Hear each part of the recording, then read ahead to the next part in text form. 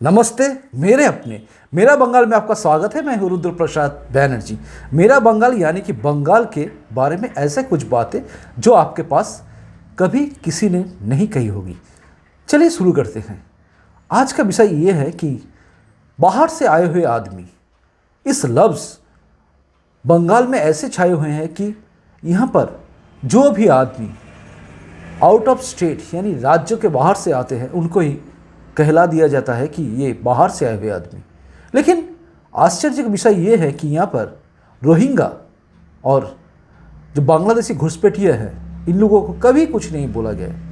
यहाँ पर देखे हैं आपने सीए जब चल रहा था, सीए आंदोलन चल रहा था, बंगाल में सबसे ज़्यादा पहले दफ़ा सबसे ज़्यादा आग जाने की घटना घटे। बहुत सारे ट्रेन बस फूंक दिए गए आग से। यहाँ पर कौन किए इसमें थोड़ा पता लगाने से लगता है कि बांग्लादेश से आए हुए घुसपैठियों ने ज़्यादातर ये सब काम किए हैं, क्योंकि यहाँ पर रहने वाला जितने भी मुसलमान हैं वो लोग नहीं चाहते होंगे कि बंगाल का कुछ खराब हो या देश का कोई संपत्ति नष्ट हो। लेकिन कुछ लोग जरूर ये काम किए हैं। यहाँ पर खगड़ाघर जो नाम सुने हैं होंगे, खगड़ाघर में जो बम ब्लास्ट हुआ था यानी कि बम तैयार करने का कारखाना जो था, इतने सारे बारूद वहाँ से मिले, इतने सारे बम मिले कि आप लोग सोच नहीं सकते। तब जाके हम लोग को पता चला। पहले दफ़ा तो यहाँ का जो पुलिस है, यहाँ का जो मंत्री है, सबको ये बताया कि वो एक गैस सिलेंडर ब्लास्ट हो गया था। बस गैस सिलेंडर विस्फोट होने से ये सब घटना घटी है। आदमी मारे गए थे गैस सिलेंडर ब्लास्ट होने के बाद। उसके बाद एनआईए जब तदंत हुआ, इंक्वायरी हुआ, एनआईए जब इन्वेस्टिगेशन किए, तब जाके पता चला कि यहाँ पर खगड़ाघर में बांग्लादेशी जमात जो है, वहाँ पर जो बांग्लादेशी जमात का जो टेररिस्ट है वो लोग यहाँ पर आके बम बना के वहाँ पर काम करता था। लेकिन इसका कोई गारंटी नहीं है कि यहाँ पर बम बनने के बाद वो बम इंडिया में ब्लास्ट नहीं होगा व नहीं हुआ था। कितना दिन से ये चल रहा है हम लोगों को पता नहीं, लेकिन ये चलता था। अभी भी बहुत सारे जगह पे ऐसा कारखाना मिलता है कि बम तैयार होता है। यहाँ पर टेररिस्ट मिलते हैं, बांग्लादेश से आए हुए आदमी लोग मिलते हैं कभी कभार। यहाँ पर बांग्लादेश से आए हुए घुसपैठियों को कभी बाहर से आए हुए आदमी नहीं बोला जाता है। रोहिंग्या जिनको लेकर सारे विश्व में परेशानी है, रोहिंग्या घुसपैठिया जो हुए, तो उन लोगों को यहाँ पर आमंत्रण किया जाता है कि आइए, इस राज्य आपके लिए खुला हुआ है।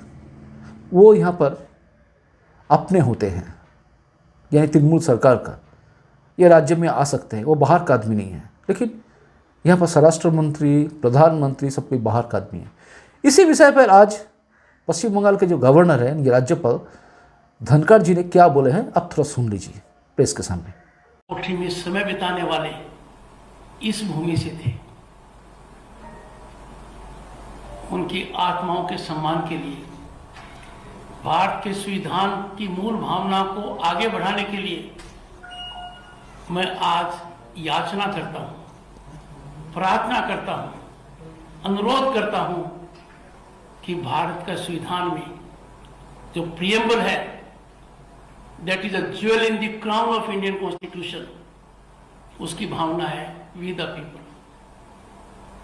वी द पीपल का मतलब है कि भारत में मां भारती का हर सपूत किसी भी भूभाग में आउटसाइडर नहीं है। आपको भी मेरी तरह पीड़ा होती होगी जब छोटे उद्देश्य को दृष्टिगत रखते हुए, संविधान की मूल भावना पर कुठाराघात होते हुए, भारत के एक भूभाग के व्यक्ति जब इधर आता है आउटसाइडर कहा जाता है। मैं इसकी भर्त्सना करता हूं, याचना करता हूं कि इस पर रोक लगे। जो भी सेना का जवान बॉर्डर के ऊपर मां भारती की रक्षा में है, वो एक एक इंच की लिए रक्षा में है, and is prepared to make supreme sacrifice. आप खुद ही राम जी का ही देख लीजिए। उनके वो कार्यकलाप जो हमारे सर को ऊंचा करते हैं, क्या एक भूभाग से संबंधित थे? वो भारत से संबंधित थे, मां भारती से संबंधित थे। तो मेरा सबसे ये रहेगा कि हमें कोई भी ऐसा काम नहीं करना चाहिए जो संविधान की मूल भावना के विपरीत है।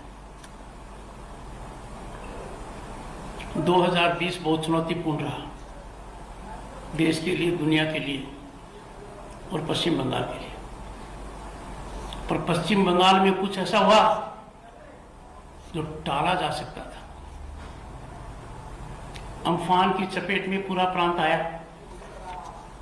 पर कलकत्ते ने पहली बार अपने इतिहास में वो 10 दिन देखे जहां म्युनिसिपल सर्विसेज नदारद थी, एडमिनिस्ट्रेशन पैरालाइज था। भारत की सेना और एजेंसी साधुवाद के पात्र हैं कि उनकी मदद से there could be restoration of law.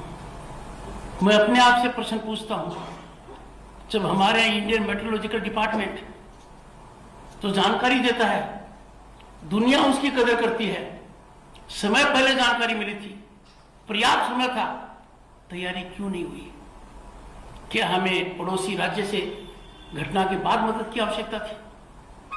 ऐसा न करना बहुत चिंता का विषय है। अम्फान के अंदर जो मदद की गई, जिनके पक्के मकान थे उनको मकान के लिए पैसा दे दिया गया। आप लोगों ने बहुत उजागर किया है, अम्फान रिलीफ डिस्ट्रीब्यूशन में क्या कुछ नहीं हुआ, कितनी अनियमितता हुई।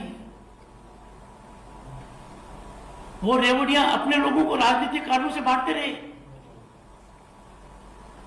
प्रदेश के उच्च न्यायालय ने, कलकत्ता उच्च न्यायालय ने संविधान के तहत सबसे बड़ी संस्था जो इस काम के लिए है, सीएजी, उसकी ऑडिट के लिए कहा है।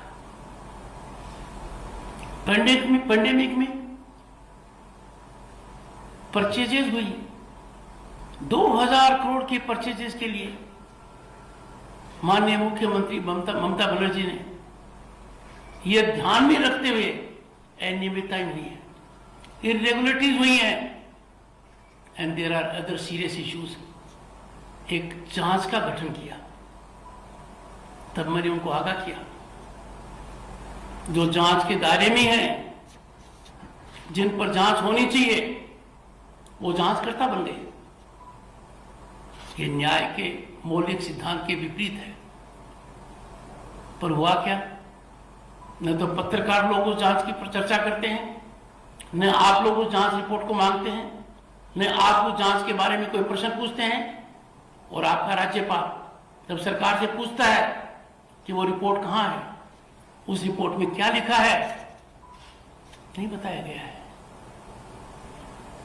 यह शासन व्यवस्था कानून से परे हटी हुई है।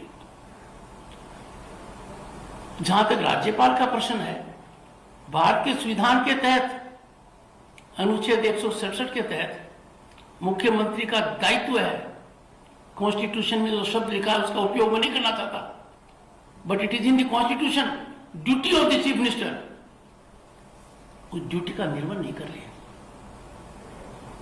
ये अनुचित है। ये था आज जो राज्यपाल ने बोले हैं। राज्यपाल जी ने सही बात बोले हैं कि क्या चाहिए, कॉन्स्टिट्यूशनल एक्ट क्या है क्या नहीं है, ये सब कुछ उसने बताया। और दूसरी तरफ, ये तो गया एक तरफ का खबर है, दूसरी तरफ जो है वो है आज भाजपा में बहुत सारे वकील ज्वाइन किए। ये एक नया दिशा दिखा रहा है बंगाल में। बंगाल में अभी तक इतने दिनों से हम लोग पॉलिटिक्स देखे हैं, मेरा बचपन से लेकर जवानी तक अभी तक का जितना उम्र है, इस उम्र में मैंने पॉलिटिक्स एकदम देखे हैं घर से, क्योंकि मेरा पापा भी पॉलिटिक्स में था।